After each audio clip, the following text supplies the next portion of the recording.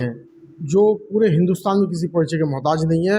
हिंदुत्व के जब हिंदुत्व की बात होती है तो उन योद्धाओं में आहूजा जी का नाम सबसे प्रमुख रूप से लिया जाता है। तो आप लोगों को सीधा ही आहूजा जी के पास ले चलता हूँ। तो आहूजा जी, आपका स्वागत है हमारे चैनल पे। जी, मेरा पूरा नाम महेश कुमार आहूजा है। वक्फ बोर्ड की ये का विवाद चल रहा है, बिल का विवाद चल रहा है। कई लोग इसके पक्ष में हैं, कई लोग समर्थन में हैं। आप जिस पार्टी से हैं वो इसका विरोध कर रही है, लेकिन आप इसका समर्थन कर रहे हैं, तो मैं इस बारे में आपसे जानकारी चाह रहा था। देखिए, जो वक्फ बोर्ड है वो तो एक तरीके से भूमि पर नाजायज कब्जे करने वाला बोर्ड है। जी।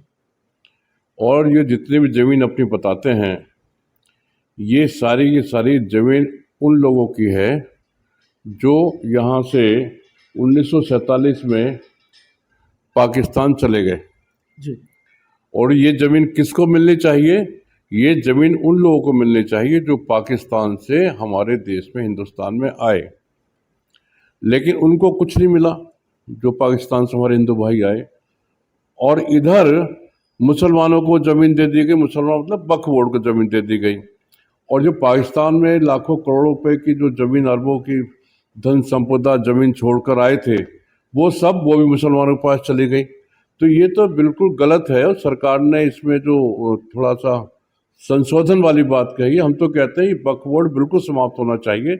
और जो हिंदू लोग जो कमज़ोर हैं, जो सक्षम हो चुके हैं, पाकिस्तान से आए हुए हिंदू जो सक्षम है, उनको तो ज़मीन देने की आवश्यकता नहीं है। लेकिन जो गरीब हैं उनमें से उनको ज़मीन वो मिलनी चाहिए। साथ ही साथ जो हमारे दलित भाई हैं, गरीब भाई हैं, हर बिरादरी में गरीब लोग हैं, उनको ज़मीन मिलनी चाहिए। अच्छा, उसमें मुस्लिम भी आते हैं क्या गरीबों में? नहीं, मुसलमानों को तो देश दे दिया ना, बांग्लादेश चले गया, पूरी पाकिस्तान चले गया। ये पाकिस्तान तो जब ज़मीन जितने ये इनकी जनसंख्या थी पूरी, उसके हिसाब से इनको भूमि पाकिस्तान में दे दी गई, पूरी पाकिस्तान और ये पाकिस्तान। तो वो ये लोग नहीं गए, इनको गांधी जी ने रोक लिया, तो इनकी ज़मीन तो वहाँ पर पहले से हम दे चुके हैं, इनका कोई मतलब ही नहीं होता। ये ज़मीन सारी हिंदुओं की है, देश की है। तो इस पे तो बिल्कुल ये वक्फ बोर्ड समाप्त होना चाहिए। लेकिन चलो, संशोधन की बात की है, उसमें भी ये लोग शोर मचा रहे हैं। और अगर हमारे देश के प्रधानमंत्री जी, केंद्र सरकार आते ही, जैसे ये पहले 5 साल में आए थे, उस समय यूसीसी लागू कर देते और जनसंख्या नियंत्रण कानून बना देते, तो शायद आज ये शोर शराबा नहीं होता। तो मैं तो खैर भाजपा को धन्यवाद दूंगा इस विषय में कि उसने कुछ तो किया। नहीं तो ये संसद को भी अपने बताते, जहां हम बैठे हैं, जो हमारी प्रॉपर्टी कोठी है, इसको भी ये वक्फ बोर्ड वाले कह सकते हैं हमारी है। अब इन्होंने प्रयागराज में कुंभ वाली जगह बता दिया हमारी है। तो ऐसे गांव को, ऐसे मंदिरों को जो हजारों हजारों साल से मंदिर बने हुए हैं, इनके धर्म को कितने साल हुए हैं? मजहब को, धर्म तो नहीं मजहब है, 14 साल हुए हैं। जो कई कई हजार साल पुराने मंदिर हैं, गांव हैं, उन गांव को कह दिया ये जमीन हमारी है। अरे तुम वक्फ बोर्ड था ही नहीं, तो जमीन आपकी कैसी हो जाएगी?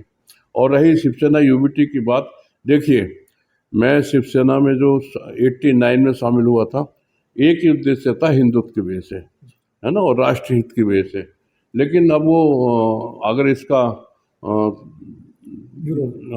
समर्थन नहीं कर रहे हैं, जो संशोधन किया है, तो मैं तो अपनी विचारधारा पे रहूँगा, अडिग रहूँगा। मैं उससे टच से मस नहीं हो सकता। और शिवसेना यूबीटी को भी हिंदुत्व की विचारधारा पर आना ही पड़ेगा। बाला साहब ठाकरे जी की शिवसेना है, और जो हमारे जो नियम हैं, जो उद्देश्य हैं, वो हिंदुत्व और राष्ट्र के लिए हैं। हाँ, एक बात जरूर कहूँगा कि शिवसेना के साथ भाजपा ने धोखा दिया है। और इन्होंने, छोटा भाई उनको मानते थे, जब इनको महाराष्ट्र में कोई नहीं पूछता था, तो बाला साहब ठाकरे जी के पास इनके नेता लोग गए, उन्होंने इनके साथ गठबंधन किया, और इस शिवसेना भाजपा गठबंधन में विजय हुई और दोनों की सरकार बनी।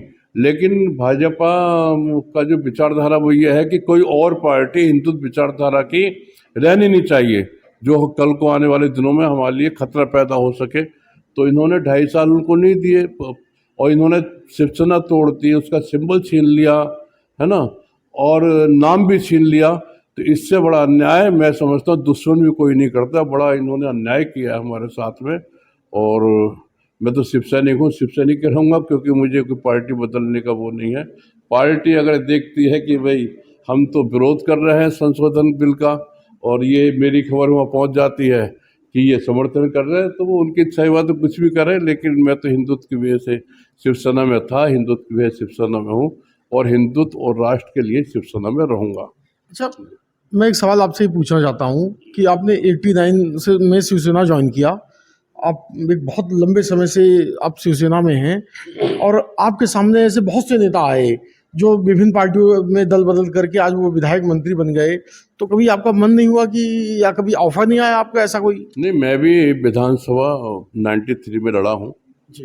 है ना। और बहुत ज़्यादा शिवसेना की पहचान नहीं थी, तो नहीं जीत पाया, कोई बात नहीं। इच्छा तो सभी की रहती है राजनीति में आने की, लेकिन पार्टी बदल के राजनीति में आने की कोई इच्छा नहीं है ना।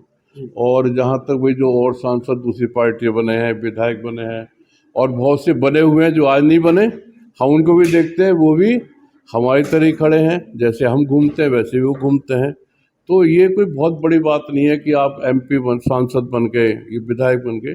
बड़ी बात है विचारधारा पे अडिग रहना। जो आपकी विचारधारा है, जो आपका उद्देश्य है, उस पर अडिग रहना, ये बड़ी बात है। तो मैं अब 74 ईयर्स का हूँ, लेकिन ईश्वर की कृपा है मेरे ऊपर। मैं खूब दौड़ भाग करता हूँ, जहाँ आवश्यकता होती है समाज को, देश को, सनातन धर्म को, तो मैं निश्चित रूप से वहाँ जाता हूँ। और जो मुझसे बन पड़ता है वो मैं अपने तन मन धन से वो कार्य करता हूँ। एक्चुअल में देखिए, राजनीति के बारे में मुझे भी सोच है बहुत, और जिस प्रकार से उनको घेर रखा है ना भाजपा वालों ने, छोटे से छोटा नेता भी ना उन पर कीचड़ उछालने पे लगा हुआ है। बड़ा दुख होता है। जिन लोगों ने, जिस परिवार ने इतना संघर्ष किया है ना, और दाऊद जैसे व्यक्ति को यहाँ से भगा दिया, उसके साथ आप इतनी घिनौनी हरकत कर रहे हैं। आपका छोटा नेता उन पे आवाज उठा रहा है, ये कह रहा है कि बाला साहब ठाकरे जी लड़के नहीं, फिर किसके लड़के हैं? अरे तुमने, गलती तुम्हारी है, तुमने उनको धोखा दिया है ना। हमारे हिंदू समाज में, सनातन धर्म में ये हजारों वर्षों चला आ रहा है कि जो जरासी जिसने गलती की ना, इन्होंने तो गलती भी नहीं की, तो उससे अपनी बिरादरी से निकाल दिया, है ना, और अपने घर से निकाल दिया, तो वो हुक्का पानी बंद कर, तो क्या हुआ उनका? वो दुश्मनों से मिले। ऐसे इस्लाम धर्म में बहुत से लोग गए, हमारे हिंदू समाज के लोग जो कट्टर थे, जो इस्लाम धर्म स्वीकार किया, क्योंकि वो तो इस्लाम वाले के यहाँ तो डकैतों का गिरोह है। वो तो जो भी गलत काम करता है उसको लपक लेते हैं, उन्हें तो सनातन को नुकसान पहुंचाना है, ठीक है ना, वो लपक लेते हैं। और वही व्यक्ति जो हमारा हिंदू से वहाँ मुसलमान बना, वही फिर उन लोगों ने काट पाट की, और बहुत से लोगों को सनातन धर्म से उन्होंने इस्लाम धर्म में लेके गए। तो ये हम सोचना चाहिए, इतनी पार्टी, बड़ी पार्टी है देश की भाजपा, कि वो किसको धोखा दे रही है। जिसने आपको गले लगाया, जिसने आपको महाराष्ट्र में एंट्री कराई, जिसका गठबंधन है, आपका छोटा नेता घेर के खड़े हुए हैं। अब शिवसेना की मजबूरी है, अगर वो कांग्रेस से हाथ ना मिलाए, शरद पवार जी से हाथ ना मिलाए, तो ये तो खा जाएंगे उनको। तो मजबूरी होती है ना, आदमी कमजोर पड़ जाता है तो उसकी मजबूरी होती है। देन किसकी है? देन तो भाजपा की है, जो उनको हाथ मिलाना पड़ा।